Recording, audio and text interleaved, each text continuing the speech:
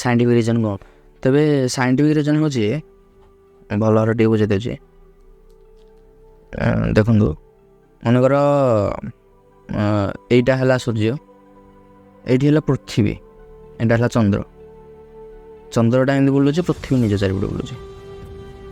ସୂର୍ଯ୍ୟଙ୍କ କିରଣଟା ଯେତେବେଳେ ଏଇଠି ପଡ଼ୁଛି, ଏଇଠି ଚନ୍ଦ୍ରଟା ଯଦି ପୃଥିବୀ ଏବଂ ସୂର୍ଯ୍ୟଙ୍କ ମଝିରେ ପଳେଇ ଆସେ, ଚନ୍ଦ୍ରର ଛାଇଟା ପଡ଼ିବ ପୃଥିବୀ ଉପରେ, ସୂର୍ଯ୍ୟଙ୍କର କିରଣଟା ପୃଥିବୀ ଉପରେ ପଡ଼େନି। ସେଇ ଟାଇମ୍କି ଆମେ ସେଇଟା ଉପରେ କୁହାଯାଏ ସୂର୍ଯ୍ୟ ପରାଗ। ଆଉ ଯେତେବେଳେ ବୁଲି ଆସିବ ଏଠି ପୃଥିବୀ, ଏପଟେ ସୂର୍ଯ୍ୟ, ଏପଟେ ଚନ୍ଦ୍ର ପଳେଇ ଆସିଲା। ଏପଟେ ଆମର ଅଛି ଭାରତ, ଏପଟେ ଚନ୍ଦ୍ର। ଆମେ ବର୍ତ୍ତମାନ ଅନ୍ଧାରରେ ଅଛେ, ରାତିରେ ଅଛେ, ଚନ୍ଦ୍ର କିରଣ ପଡ଼ୁଛି। ଚନ୍ଦ୍ର କିରଣ କେମିତି ପଡ଼ୁଛି? ସୂର୍ଯ୍ୟଙ୍କର ରିଫ୍ଲେକ୍ସନ୍ଟା ପଡ଼ିକି ଆମ ପୃଥିବୀ ପଡ଼ୁଛି। ଯେତେବେଳେ ପୃଥିବୀଟା ସୂର୍ଯ୍ୟଙ୍କ ଆଗରେ ପଡ଼ିଯିବ, ଚନ୍ଦ୍ର ଆସିକି ଅନ୍ଧାରରେ ପଡ଼ିଯିବ, ସେତେବେଳେ ଯେଉଁ ରିଫ୍ଲେକ୍ସନ୍ଟା ସେଇଟା ଆଉ ପଡ଼ିବନି ଚନ୍ଦ୍ର, କାରଣ ସୂର୍ଯ୍ୟ ଆଗରେ ରହିଗଲେ ପୃଥିବୀ, ପୁରା ଡାର୍କ ଏରିଆରେ ରହିଗଲେ ଚନ୍ଦ୍ର। ସେଟାକୁ କୁହାଯାଏ ଚନ୍ଦ୍ରଗ୍ରହଣ। ସେଟାକୁ ଆମେ କହିପାରିବା ଚନ୍ଦ୍ରଗ୍ରହଣ।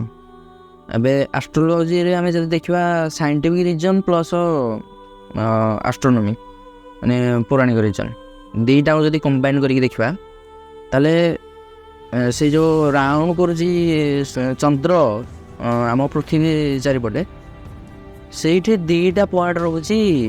ଗୋଟେ ହେଉଛି ରାହୁ, ଆଉ ଗୋଟେ କେତୁ। ଆମେ ଭାବି ନେଉଛେ ସେଇ ଯେଉଁ ଦୁଇଟା ପଏଣ୍ଟରେ ଯେତେବେଳେ ଚନ୍ଦ୍ର ଆସିକି ସେଇ ରାହୁ ଷ୍ଟେଜ୍ରେ ପହଞ୍ଚି ଯାଉଛି, ସେତେବେଳେ ହେଇଯାଉଛି ଚନ୍ଦ୍ରଗ୍ରହଣ। ଯେତେବେଳେ ଚନ୍ଦ୍ର ଆସିକି କେତୁ ଷ୍ଟେଜ୍ରେ ରହିଯାଉଛି, ସେତେବେଳେ ହେଇଯାଉଛି ସୂର୍ଯ୍ୟଗ୍ରହଣ। ସେଇଟା ଗୋଟେ ଇଲ୍ୟୁଜନ୍ ଟାଇପ୍ର ହେଇଯାଉଛି ଯେ ସୂର୍ଯ୍ୟଙ୍କ ଛାଇଟା ଯଦି ପଡ଼ିବନି ପୃଥିବୀ ଉପରେ, ତାହେଲେ ସେଇଟା ହେଇଗଲା ସୂର୍ଯ୍ୟପରାଗ। ଯଦି ସୂର୍ଯ୍ୟଙ୍କ ରିଫ୍ଲେକ୍ସନ୍ ପଡ଼ିବନି ପୃଥିବୀ ଉପରେ, ତାହେଲେ ସେଇଟା ହେଇଯାଉଛି ଚନ୍ଦ୍ରଗ୍ରହଣ। ସରି।